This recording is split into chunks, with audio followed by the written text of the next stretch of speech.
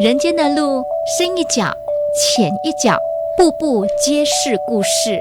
香菱用故事和您一起开心看世界。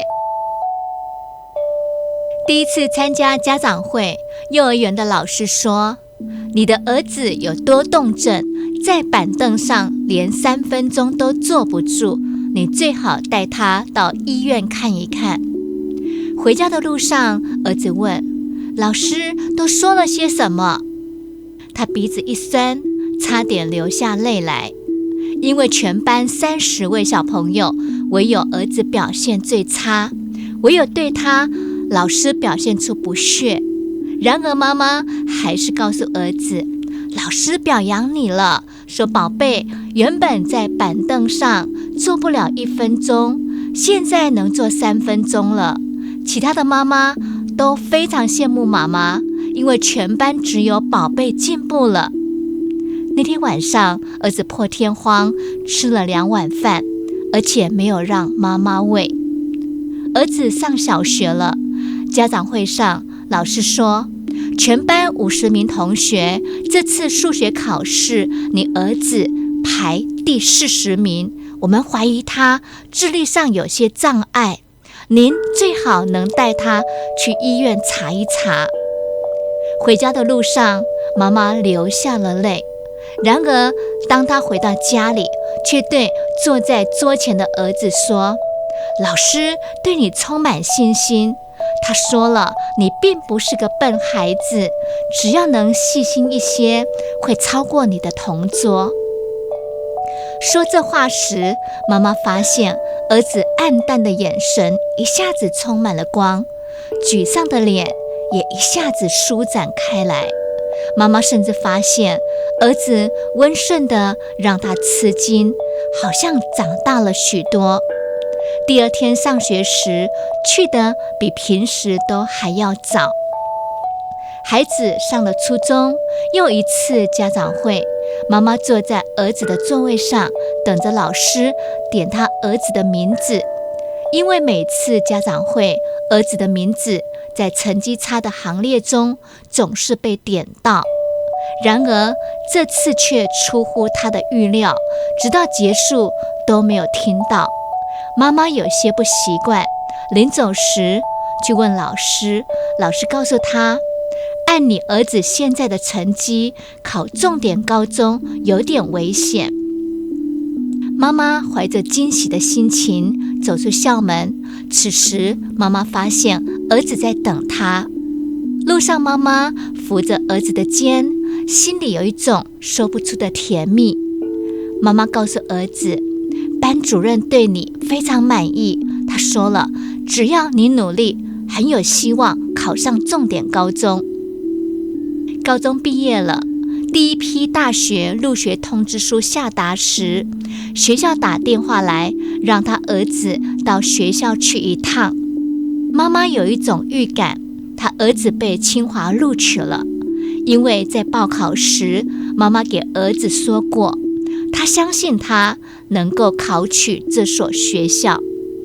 儿子从学校回来，把一封印有清华大学招生办公室的快递交到他的手上，突然转身跑到自己的房里大哭起来，边哭边说，妈妈，我知道我不是个聪明的孩子，可是这个世界上只有你能欣赏我。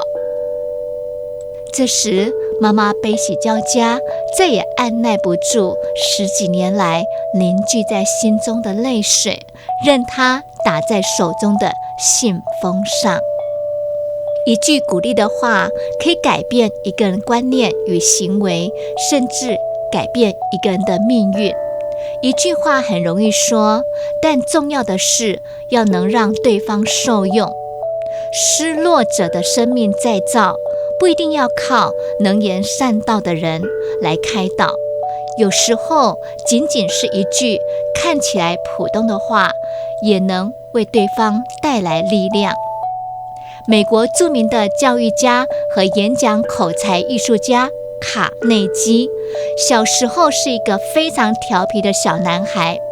他9岁的时候，父亲将继母娶进门，父亲跟新婚妻子介绍卡内基的时候说，你一定要注意这个全郡最坏的男孩，他实在令我头痛，说不定明天早上他还会拿石头丢你，说不定他还会做出什么坏事。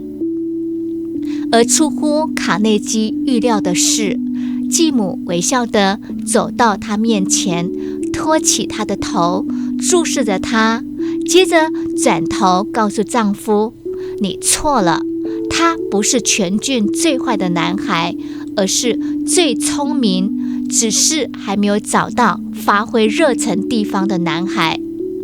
此话一出，卡内基的眼泪不停使唤地滚滚而下。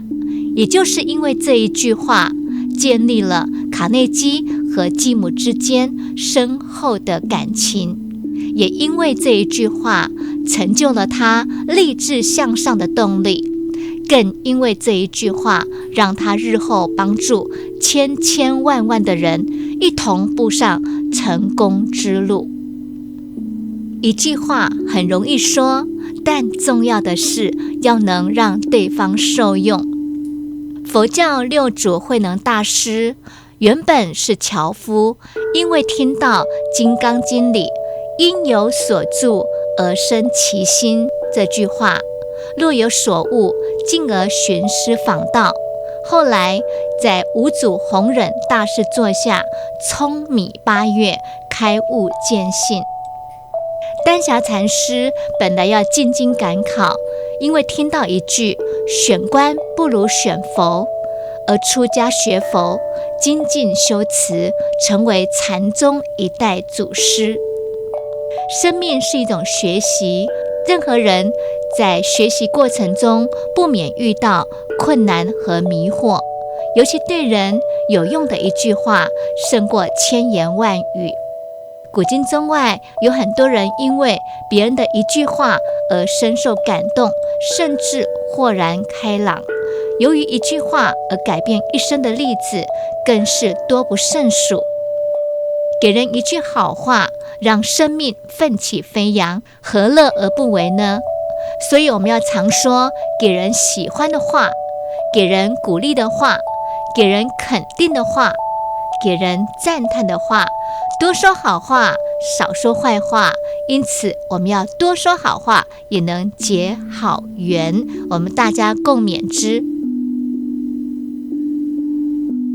今天就分享到这，期待下次再见。如果你也喜欢香菱今天分享的故事，按赞是一种鼓励，订阅是一种喜悦，分享是一种快乐，请记得帮我按赞、订阅、开启小铃铛，并且分享给对相关主题感兴趣的亲朋好友。谢谢您，有您真好，什么按自 C。